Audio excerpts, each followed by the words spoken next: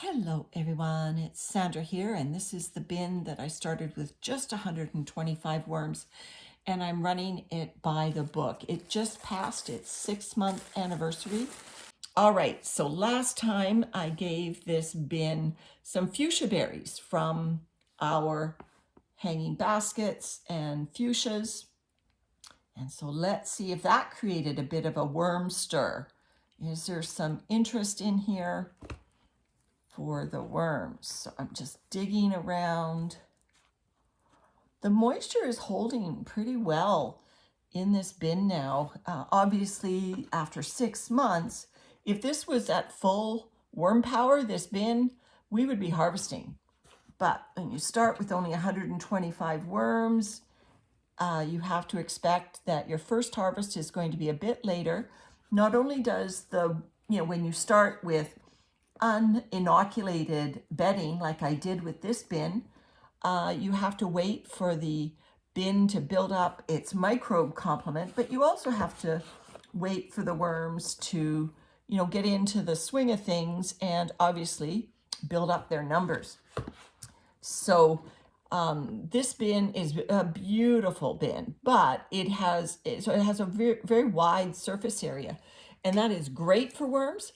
But when you only have 125 of them, it also probably made it a little bit more difficult for the worms to find each other, because the surface area of this bin was so great. So having feeding zones was important, because the worms find each other in feeding zones. Worms, what they breed when they sense the presence of another worm, and if both are in a state where breeding can occur, both worms will initiate the breeding. So, they have to find each other, and it's not like they have eyes or any other sense. They have to actually get close enough, and then when their bodies touch, they sense the other worm there and they can breed.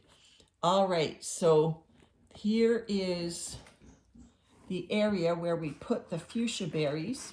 So let me just turn that over. Here's a corn cob, still showing great activity. There's a bit of a worm cluster, as I've been calling them. Not really a worm ball. All right, so here with the bedding and the paper, the newspaper was where we put those fuchsia berries. I see some of the stems from the berries, and there are no berries on the end of it. There are definitely worms in the area. I put some new cardboard underneath. And so this would have been new cardboard with the fuchsia berries. Again, I'm seeing stems from the berries. Oh, and this one still has, nope, no berry on the end of it. This bin has only ever had cardboard and newspaper as bedding sources. So when I'm finding things like this came in with the fuchsia berries. So I've only ever used cardboard, newspaper, and I think that's about it. I don't even think I've put egg carton or anything in here. So the fuchsia berries are gone. So good news, Jason. They are edible, at least to worms. Okay, avocado pit not breaking down yet. And so I'm going to give these worms another feeding of fuchsia berries. Our fuchsias are producing these berries like crazy now. So I'm wondering whether that's a sign that their season is drawing to a close and they're producing seeds. So I just went out to the yard and I pulled out a whole bunch more.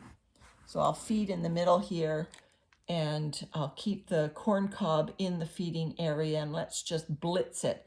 Not going to add more new carbon. I've got this relatively new piece of newspaper still, but I will do up a feeding. Now, again, with the fuchsia berries, we had brunch outside. So this actually is my apple core. I'll save these flowers for the top.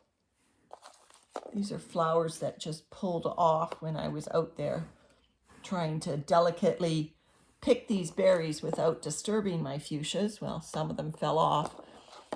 I think I have one flower in here that is still attached to the fuchsia berry there. So that's what they look like when they are, the flower dies and the berry forms. So in go the berries. Now Rick was wondering from gardening with Barchuck whether I would have to break these berries open. I'll tell you, Rick, even picking the berries from the plant, I was getting juice on my hands. So I think these berries are, have outlets for their juice, which means, that's inroads for the microbes and the worms to get into them. So they're not like a blueberry that seems to be a tight berry that takes a long time for microbes and worms to get into it. It seems more like, the berries, maybe the act of picking them creates an opening, or they just naturally have an opening. So these fuchsias are just beautiful. We've enjoyed them all year long. Some of these fuchsia plants will be, 10, 20 years old. We keep them year to year, and they just grow bigger every year. So anyway, there you go. That almost looks like Hawaii, doesn't it? A lay for the worms. I just want to give a little bit of egg grit because I didn't do that last time, eggshell grit. So the flowers are going to get a dusting of egg grit. Then I'll put the older of the two newspapers on top, the more inoculated one. And that way it will continue to get broken down. And this newer newspaper, I will fold it up. Now I'm happy to report, despite the container of fuchsia berries attracting fungus gnats when I didn't feed it last time right away, this bin has no signs of fungus gnats attacking it. So that's good. Did the worms get into them really quickly? Probably. That's probably a sign that the worms got into them quickly and the fungus gnats did not. I don't think I did a great job of burying them, and burying them isn't always a sure thing. All right, so I'm just trying to pull over the vermicompost over the feeding zone as best I can. And that's it for our fuchsia berry update. The worms got another berry feeding, and they seem to have done very well with it. So we'll come back next time and see how they liked it. Bye, everyone.